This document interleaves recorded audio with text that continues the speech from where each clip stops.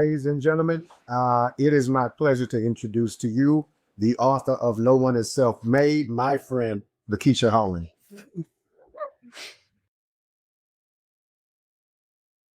Hey Gary. Hey, Doc. Hey y'all.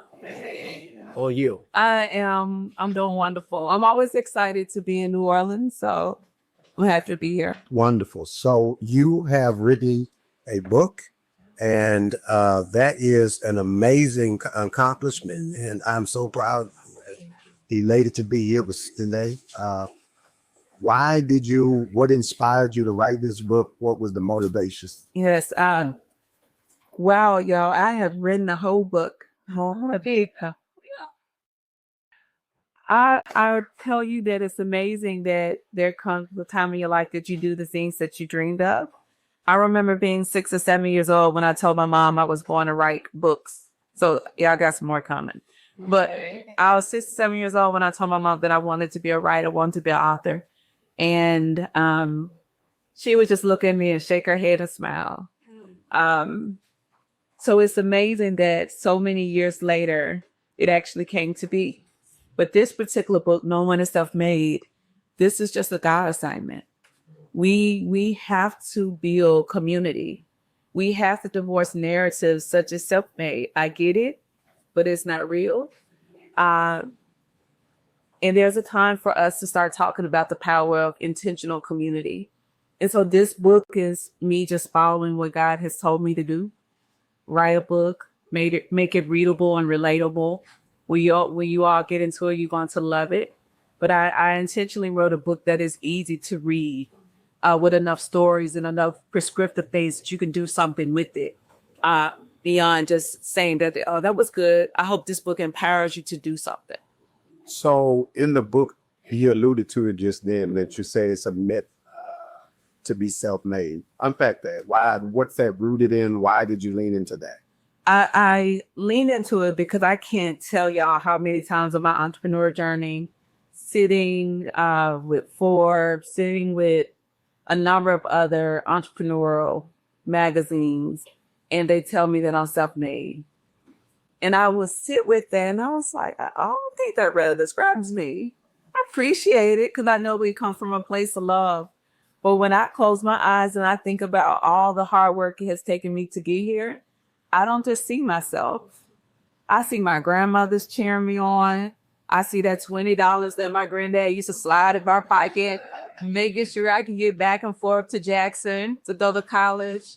I see my mom. I see my dad. I see my team. So when people start to say that, I was like, well, actually, I'm village made. I come from incredible people who really ride for me. Have I had to have self-determination? Yes. We all need intrinsic motivation to get things done. And I have a lot of that.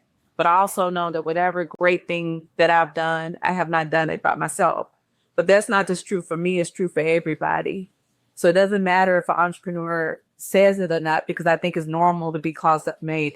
I think it's done from a place of being affirming to an entrepreneur to say that you somehow you got it out the mud, as people say. But I do think it's time for us to address our titles and try to look at them and say, but is it really true? Even if it's coming from a very positive place, is it true? Is it real? And I think any great entrepreneur that you all may be thinking about now, if they sit with themselves, I bet when they close their eyes, they see a lot of people. But also there's something deeper in a construct called individualism, in rugged individualism. That construct says that your own survival, your own pursuit of greatness is the thing that we should be working towards. So it excludes everybody else and it focuses on a singular person. That is also a construct of capitalism. It works for some, but it doesn't work for enough. And so another part of writing No One is Self-Made is attacking individualism head on. That in order for us to be able to thrive as a collective, we can't be thinking about self all the time. We have to think about the collective body.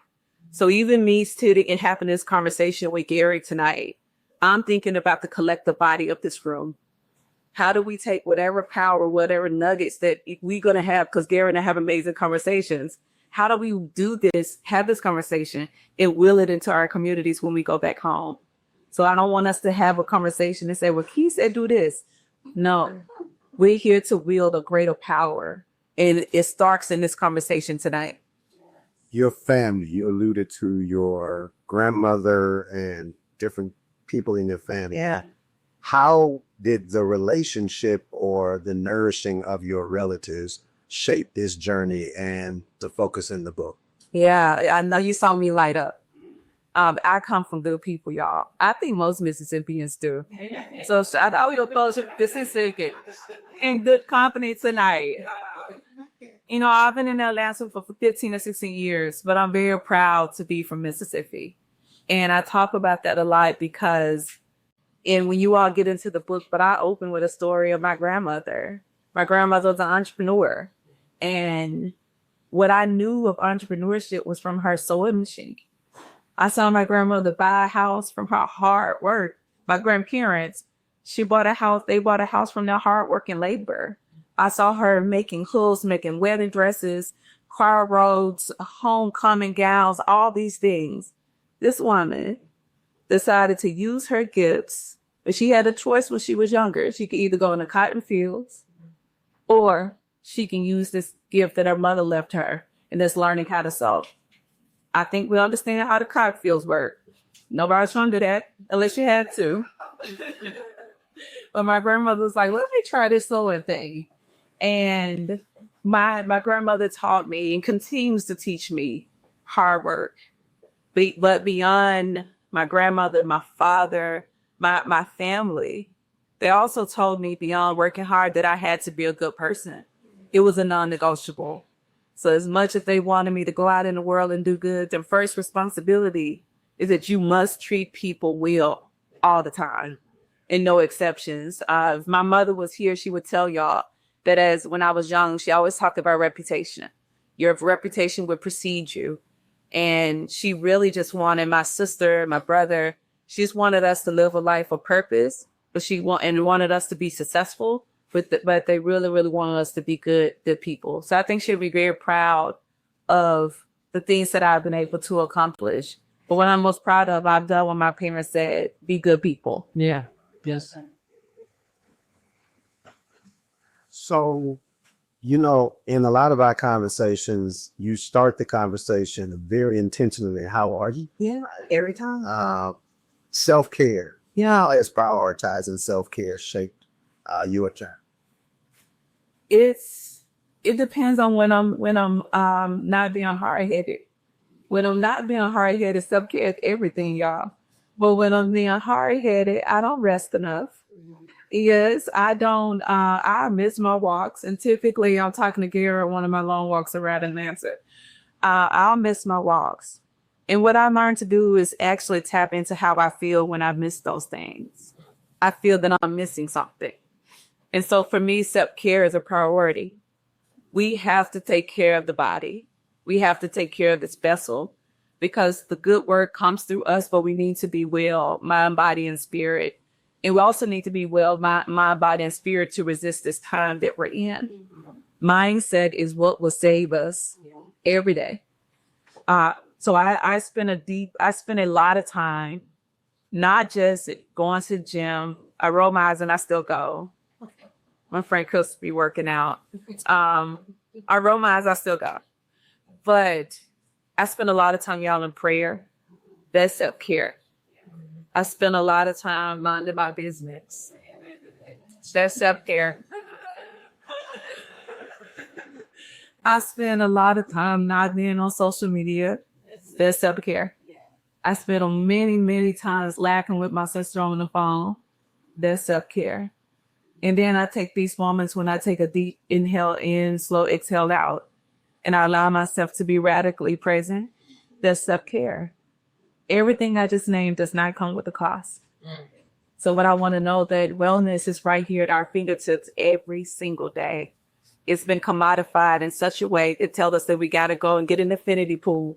It's cool. I had an infinity pool on some of our vacations, but we don't always have to go to a destination to be well. We can take an inhale, exhale right now, and we're honoring our body. And so I write about in this book that we need to get away from the commodification of self-care and understand our own power to be well. There is a will for wellness. And the reason why it was important for me to put that in this book, I didn't want this to be a normal entrepreneur book. I think a lot of entrepreneur books we read and those that I love tell us about scaling, making a whole bunch of money. I want all of us to make a lot of money, y'all. A lot of it. But I want us to be well. I want us to be well, mind, body, and spirit, so we know that there's a responsibility that comes with the overflow. You're not making money and doing well just for you, that there's a responsibility for a greater community. And so that's chapter 6 in the book. I'll know when y'all ready. So make sure y'all read chapter 6. I mean, it's all about being well and building a well community. You talk about developing a healthy money mindset. Yes. Tell me about that. Yeah. I don't know. And I'm a former teacher, so I'm gonna be calling on y'all just like you're asking me all the questions. But I wrote about a healthy money mindset because so much of what we have and do not have is contingent on what we believe that we deserve. And I didn't really grow up in a household where someone is always talking to me about money. Did y'all? Stop saving it. That's it. Well, we don't have those. No. Yeah. Can I get that? No. So my money mindset from my parents was no. So I learned how to save because it was no. But I want us to go to a deeper place where we examine our root cause analysis.